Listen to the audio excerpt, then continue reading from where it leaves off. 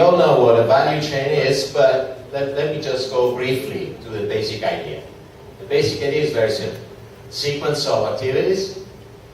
The design, production, and marketing of products involves a chain of activities that can be carried out by different enterprises in different places. This, of course, is made possible by the advancement in ICT and communication and so on. And the key issue behind this story is that production, strictly speaking, manufacturing, is just one component, one element of all this process, and there's many other activities that add value to the factors of production. So it's actually the design, it's the distribution, it's the retail, it's the financing that actually add value in addition to the manufacturing itself. And of course, the challenge behind this form of organization of industrial production is a major challenge. It involves coordination of many different actors in different places. That's why people keep talking about coordination and governance. It is the way of managing a complex network of linkages and relationships among distant actors. This is a simple diagram. Design and product development, manufacturing, marketing and sales, disposal and recycling, with several feedbacks and several linkages linking the different sets of activities. The key idea, the reason why I like calling this form of organization a value chain is that it's a chain of activities that add value. It's not only a supply chain, but also providing services and designing a product, you add value. And the key issue is who gets access to this value? Where are firms and firms of developing countries in this sequence of activities that add value to the factors of production?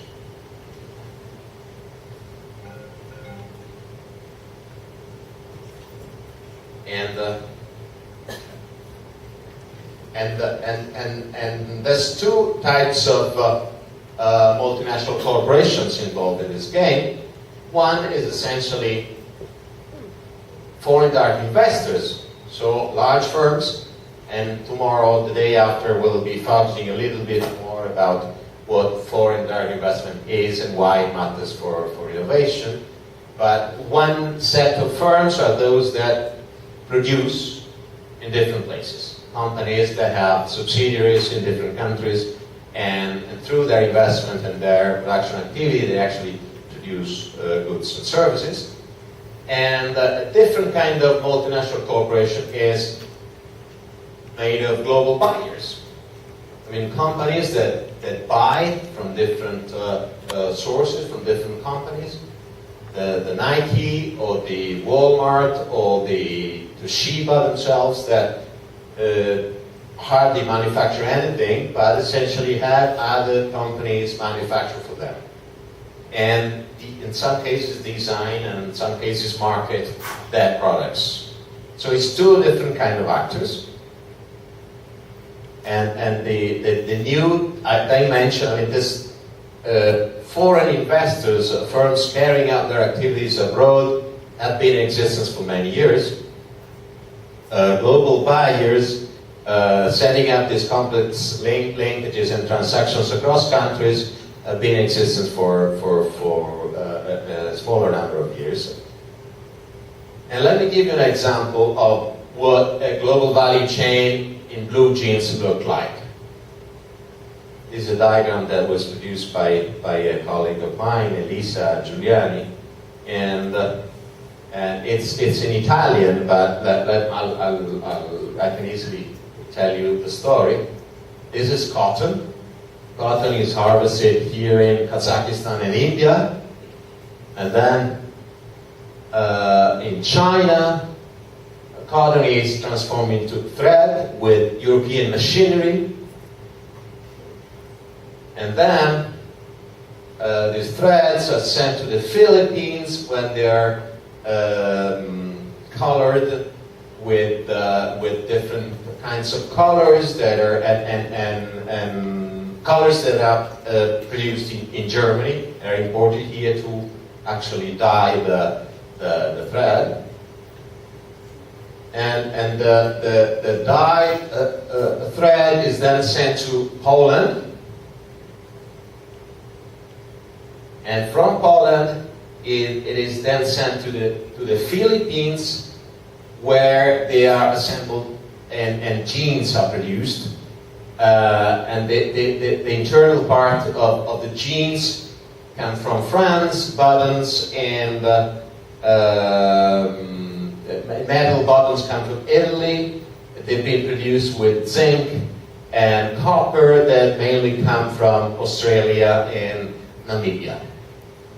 And then these same jeans are sent to Greece to be washed and to be treated with stones. You stone washed, I think you say, to have it partly, have the color.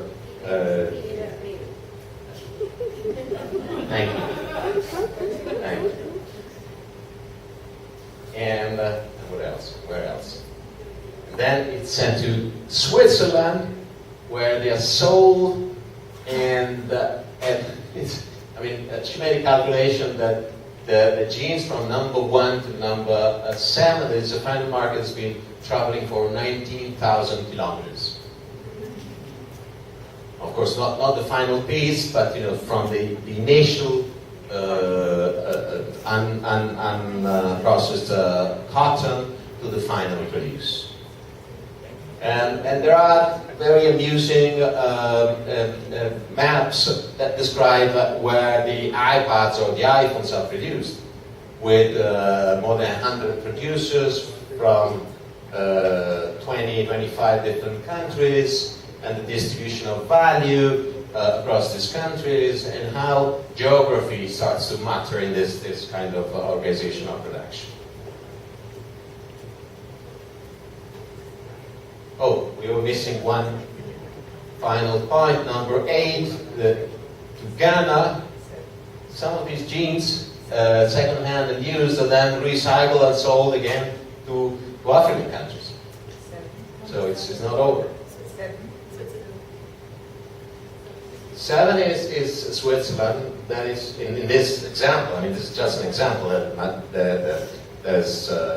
We can find out several examples of this sort, but it's sold at final market in Switzerland over there.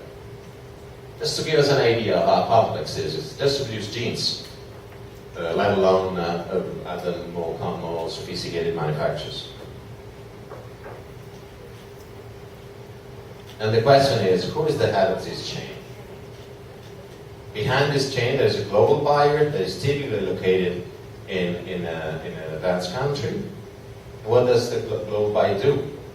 Coordinates the chain, it designs the products, it's in charge of logistics, it markets the product, it's in charge of the promotional campaigns and marketing campaigns to promote this product. And at the end of the story, it's actually the company behind this, the one in charge of the promotion and design and distribution and logistics, that is in charge.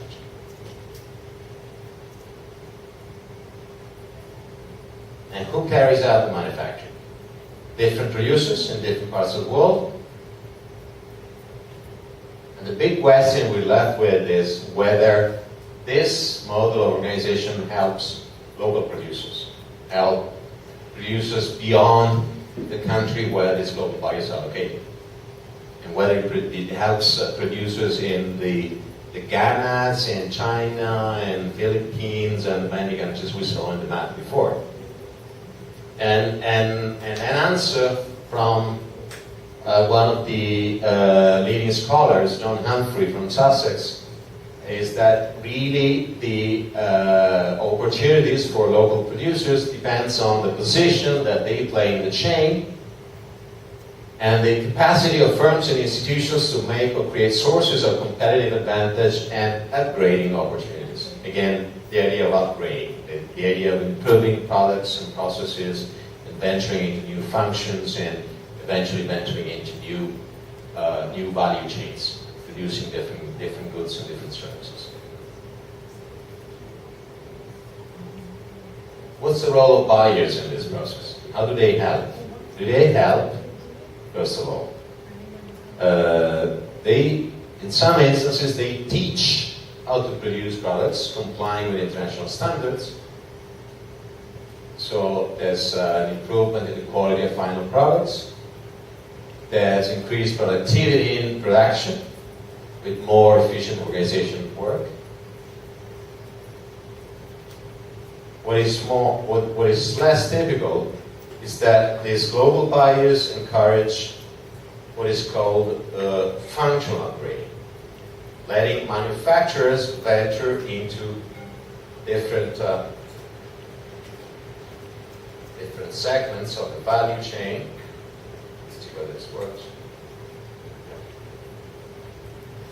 And letting manufacturers from developing countries to enter into the segments of the value chain that offer the highest rewards.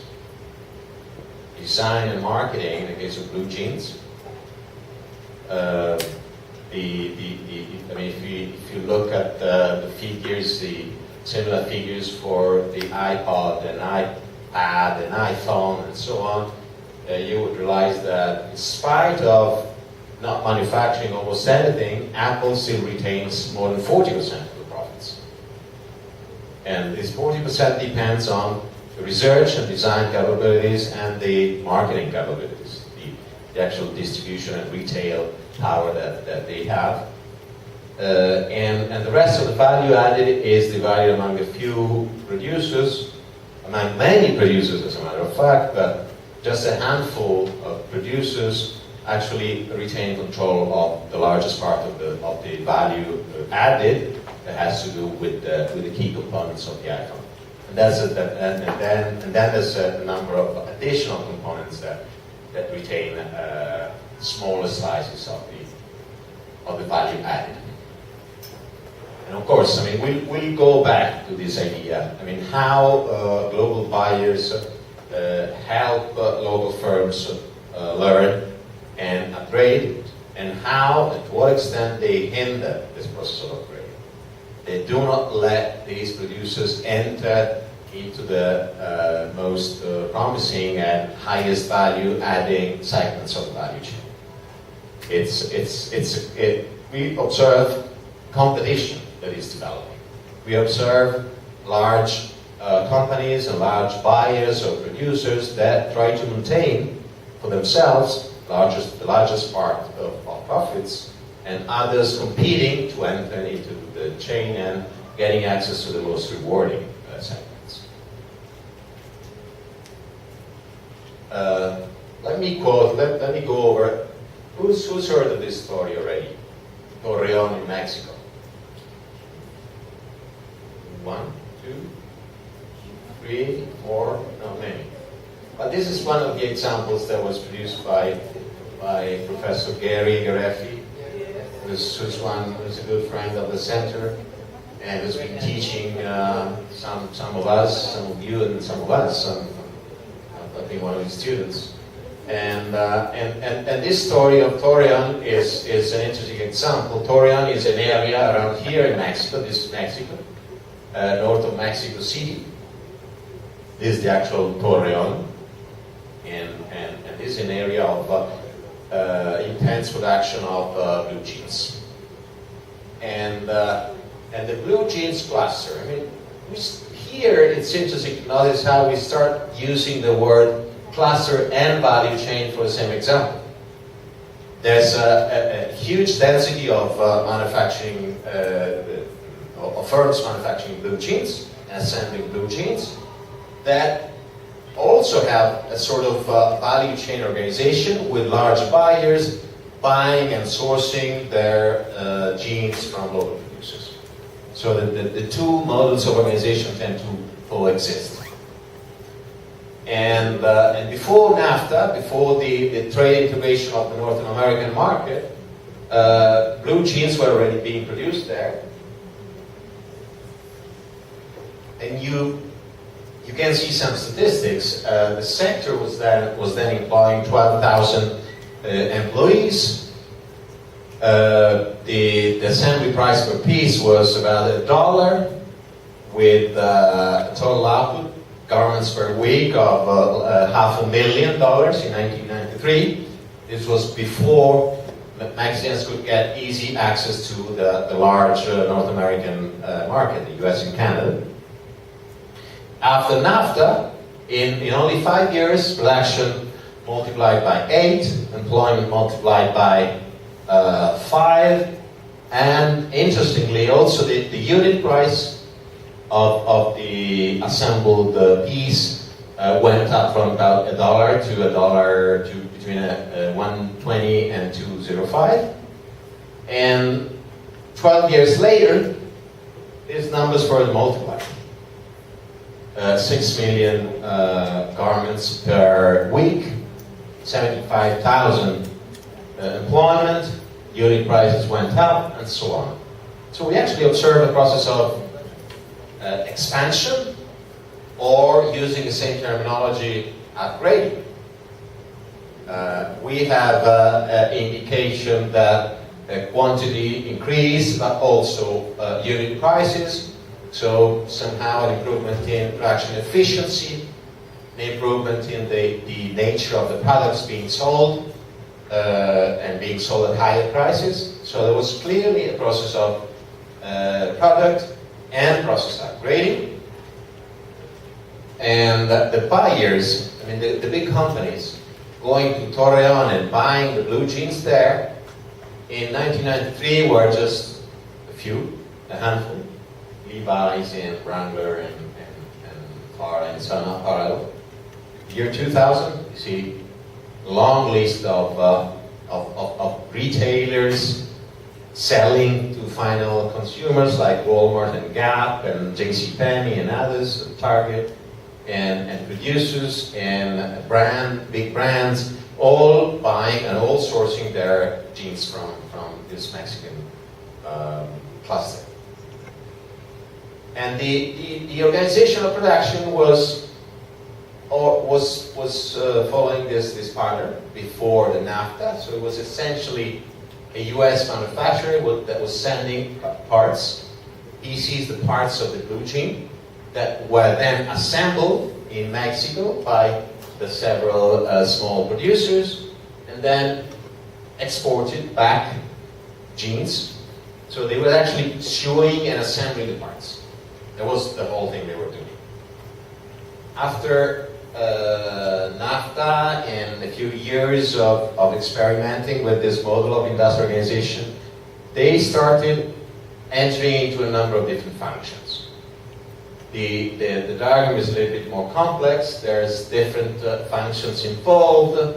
There's manufacturing, assembly. There's a number of US companies that created their own subsidiaries, then joint ventures with Mexican companies, and in some cases just buying from Mexican companies. And the interesting thing to notice is that in Mexico, a number of new actors started to emerge that managed not only to assemble, but also to produce what is called in the industry full package. That is essentially, that implies a number of functions. I think that the following diagram tells you the story to a greater extent. These are the different stages of the value chain to produce a blue jean. The same thing we saw in the big map with these pieces of cloth going back and forth in the global economy. And textiles and trim and labels, design and product development, cutting, assembly, laundry, finishing, distribution, marketing, and retail. Each segment adds a little bit of value. We could calculate how much margin it is added in each segment, and there are international groups that are beginning to do that and reassess international trade under these lenses. And wondering who is actually gaining out of this and who is actually exporting value, to what extent. Is the iPhone a Chinese export or an American export? And if you look at the statistics today, it is a Chinese export. But then Apple is getting 40% of the final value. So, well, who is right? Is the US running a deficit vis-a-vis China or not? And to what extent? These are big challenges. You know, the reality is always faster than researchers. So we are running after reality and trying to explain it somehow.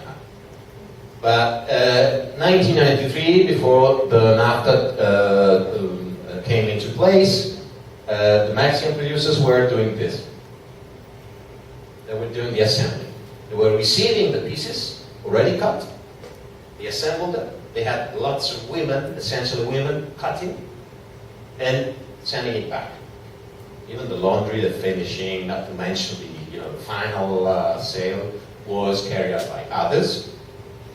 A few years after, the Mexican producers started the Torreon. You see that this dark squares were entering into a number of different functions.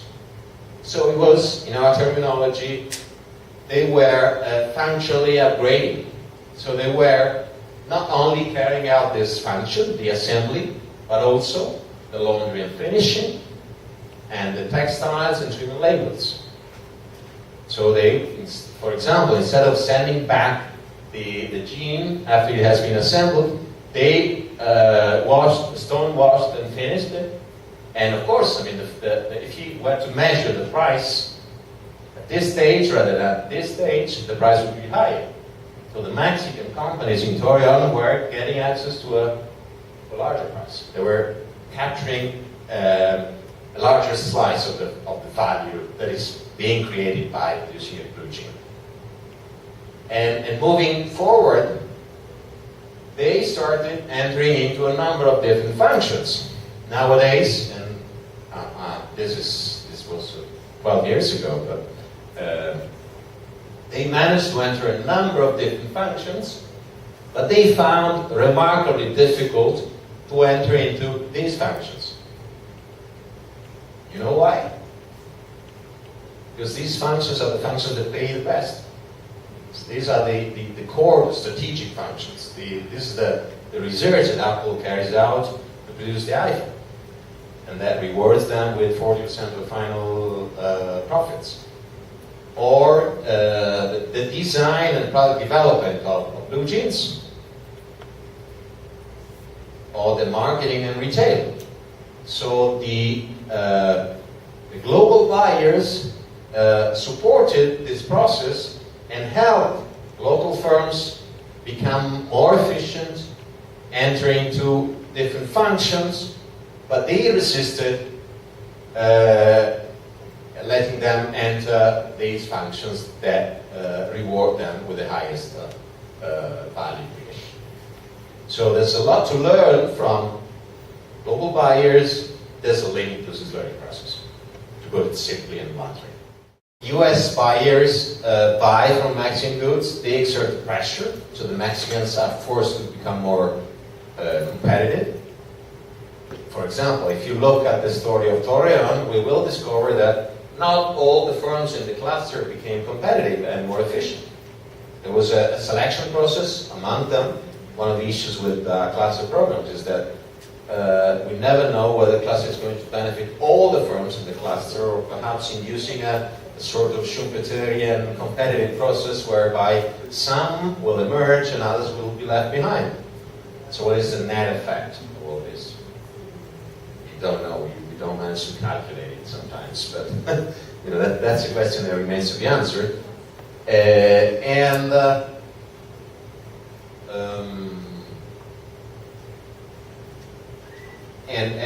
the local small suppliers may face difficulties in becoming full package, in entering these segments. Full package firms are minority and tied together by family links.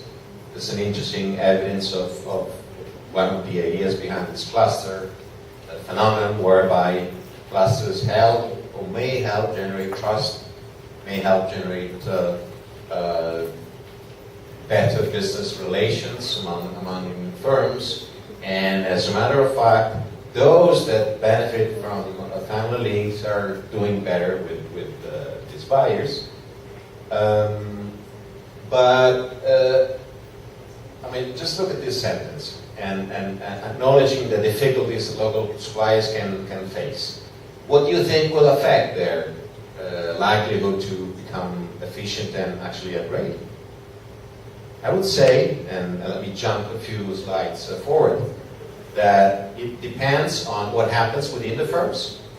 What Eddie was telling us, how innovation and learning takes place within the firms, whether some firms tend to be more innovative, tend to experiment more, tend to carry out more training in-house, tend to import and buy the services of consultants and acquiring knowledge and possibly international knowledge, perhaps. Or perhaps, Mexicans that used to work in the US and then come back and work with the local companies. That happens sometimes in Mexico as well as in these countries. And I would say the innovation system surrounding these firms would help.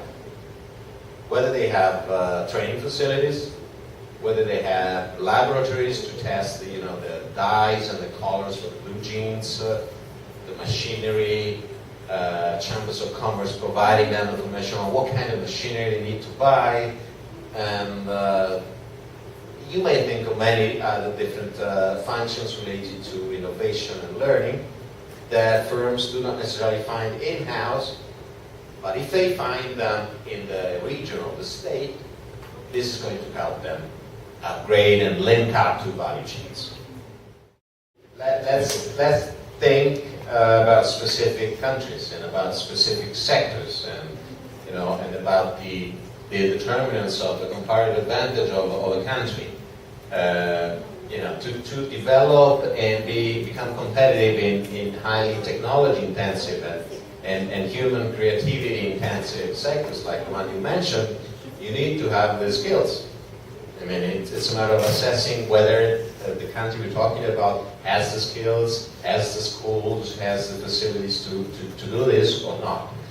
Mexico, during these years, had a major advantage. Was large manpower, relatively skilled, that could be employed fruitfully.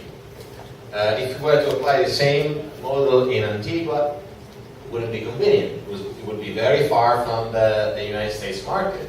Most of these global buyers sell in the States, perhaps in Europe, but mainly in North America. And the amount of manpower is much smaller. It's an island, it's small, and so on. So it really depends on which country we're talking about, which strategy, which resources and factors are available. But the flip side of the coin is that looking at the cluster, observers of this cluster have been criticizing the cluster as well, and have been noticing that the cluster has been suffering from remarkable weaknesses, including those listed here. This cadena de desconfianza, the chain of mistrust, where nobody was collaborating with anybody else. Yet there were spillovers and externalities and advantages of being located there, and new firms were created, and more employment was created. Not because they wanted to collaborate, but because the mere existence of an agglomeration gave participants an advantage. So it's not, what I try to convey is that when we talk about clusters and agglomeration, it's not the magic world of goodwill and collaboration and friendship. Not necessarily. That may help. That certainly helps. But there are advantages by being agglomerated. And yet, they were noticing that there was a lack of local business associations. In terms of the cluster language, there was a low collective efficiency and so on. So it's not a magical experience, but yet it's been an interesting experience where global buyers offered some opportunities for upgrading and improving local circumstances. So trying to summarize. In my mind, the advantages of this new global value chain literature are listed here. One is that we're not focusing on production activities anymore. And we're realizing that there's different segments of the value chain and different activities that are not necessarily manufacturing that add value. So countries, and smaller countries like most of the countries that are represented here, can benefit from linking and entering into smaller segments of the value chain. They do not necessarily need to produce the whole blue chain, from the cotton to the threads to the dyeing and the marketing and retailing. They can specialize in one thing, like the one you mentioned, for example. And that's an advantage.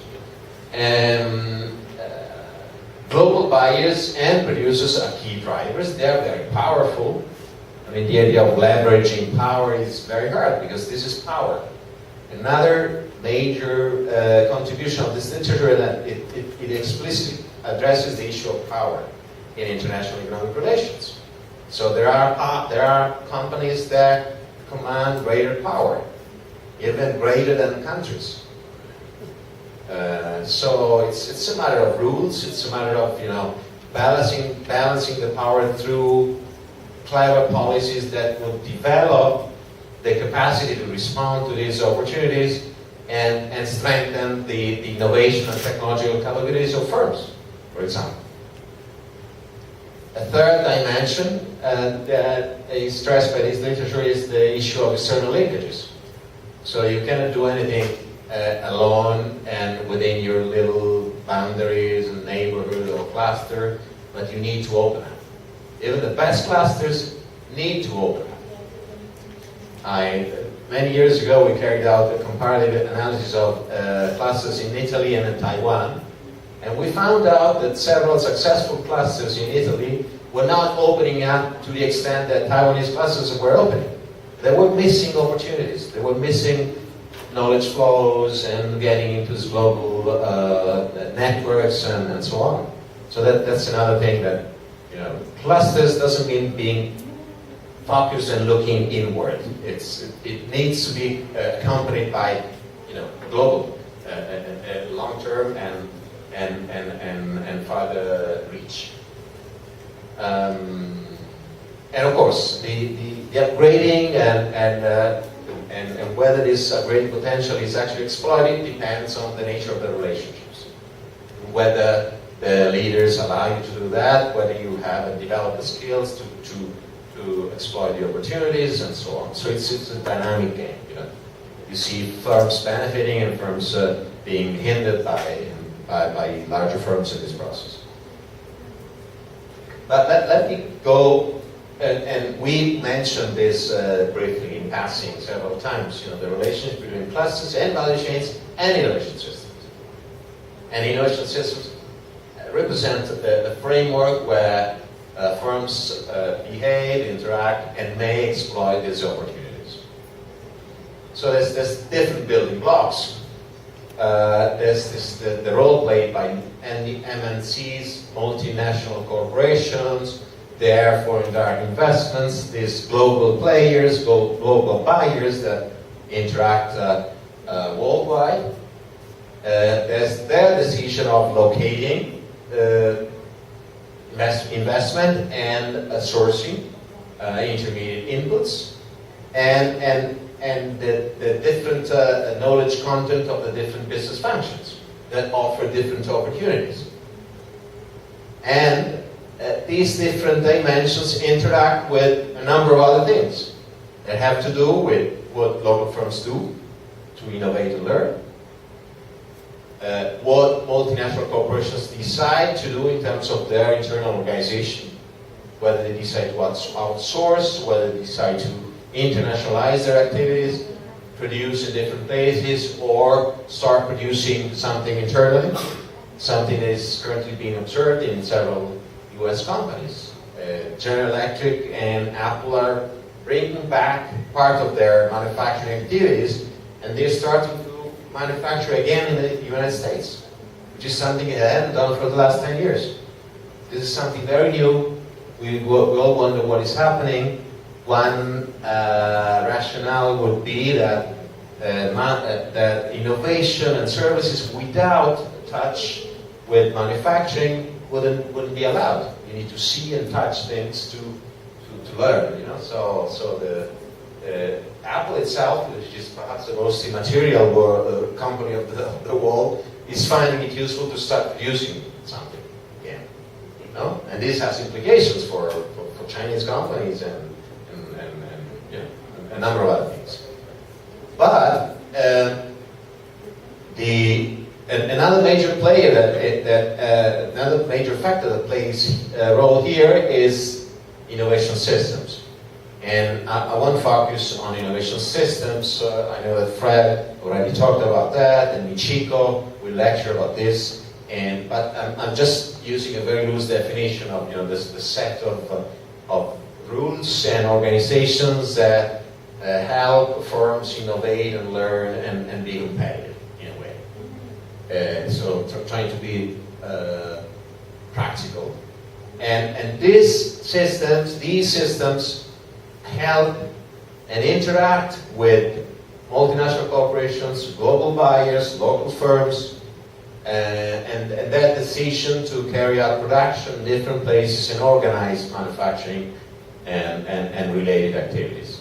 And of course, classes and local production systems play a role as well. So it's, as I read it, I realize it's not at all clear, but it's a very multi-dimensional and full of feedbacks and interactions. But the different components and the different dimensions are here. And as a matter of fact, while studying and observing these different phenomena, I realized that these two approaches, the global value chain and the innovation systems, have tended to be quite separate for a long time. So the global value chain looked at the role of leading firms and networks and international networks with little understanding of how the upgrading process itself occurs, how knowledge is transferred, how knowledge is accessed, how firms in value chain learn, innovate. This was initially taken as granted. So if you work for JCPenney, then you end up learning. But this is not automatic.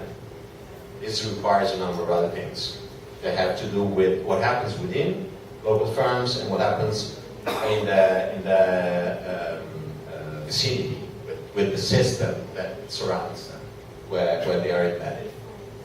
The innovation systems framework tended to have a different focus, looking at the interactions, the linkages between firms, institutions, research entities, and how this all makes a contribution to learning and innovation within firms. But to some extent, the literature on innovation systems, in my mind, has paid little attention to the external linkages in the generation and diffusion of knowledge and information and innovation. So they were mutually influencing each other, but two different strands of literature with different objectives and different points of departure. And the idea, and one of the papers that I included among the references, and you can download it from my website as well, looks at and explores at how innovation systems and value chain may interact, and how the literature can guide us through it to some extent, and where we should look.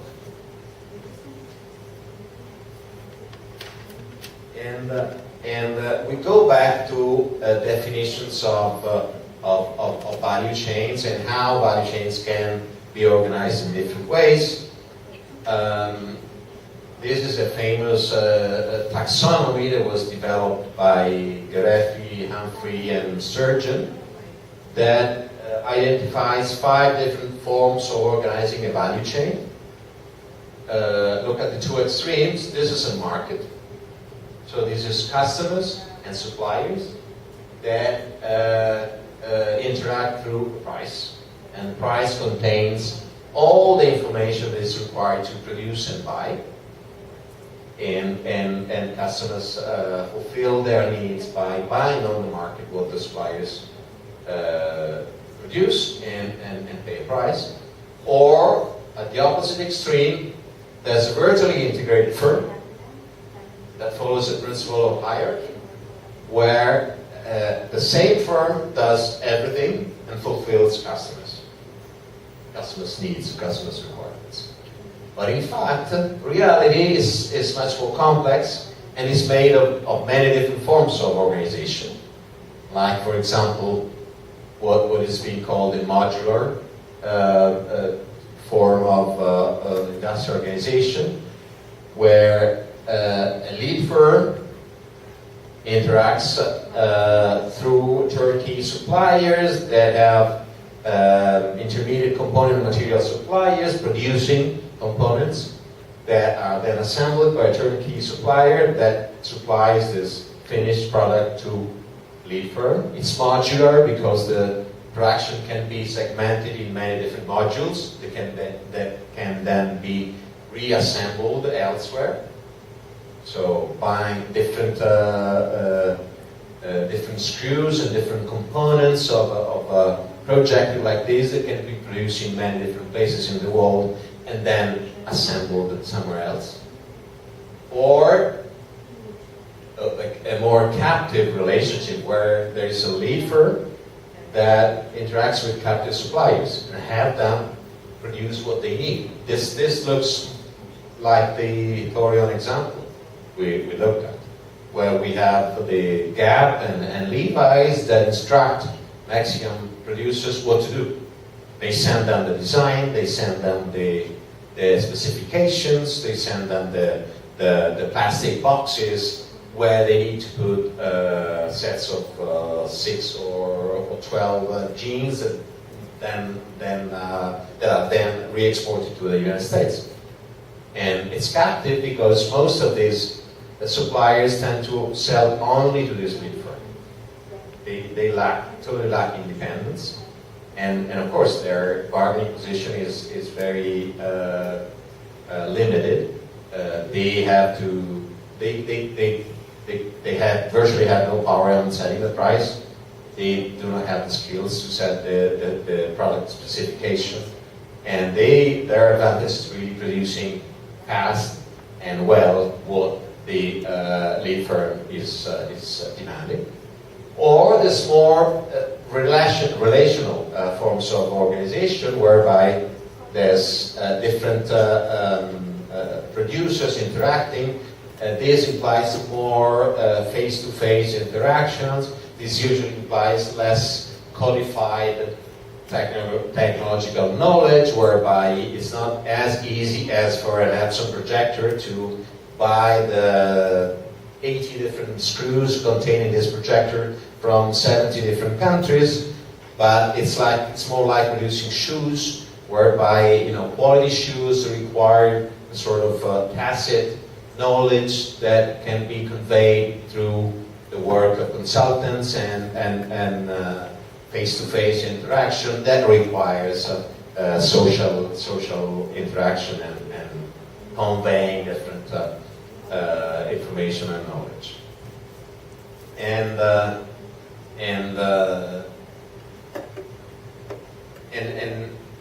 by using this taxonomy of global value chains, the question I was asking myself was, how does and to what extent does learning take place in these different models of organization, these different models of value chains, and trying to make it explicit the innovation learning process in these different forms of value chain. Wondering whether learning takes place through a competition effect, increased pressure. Either you produce that screw with those specifications and you'll find out how to do it and you'll get the information you need, but I give you the specifications, and if you're good enough, you sell me this product with this technical specification at the price I decide. So, the suppliers face this pressure and trying to figure out how to do it, if they do it. And through that, they improve, they increase their productivity, or they just fail and are left behind. Or there can be a process of deliberate knowledge transfers and direct involvement in the learning and innovation process, whereby value chain leaders find their interest in supporting the learning process. It would be too costly for them to give away one of these suppliers. They're very interested in helping these suppliers to learn. Perhaps it's too costly to lose one of these suppliers. Perhaps they need to invest too much into the learning of the supplier, and it would be too costly to give away all these sunk costs and investment they had to incur. And in this case, for example, in the example of these shoe producers in Brazil, the process that led Brazilian producers to manufacture quality shoes that could be sold in US and European markets was complex and implied the traveling of a number of specific leather and design experts that conveyed very relevant knowledge, and that couldn't be put into a simple recipe with a number of specifications. So this interaction costed a lot, the large global buyers, and the kind of relationship that developed was more relational, was tended to be stronger and more resistant.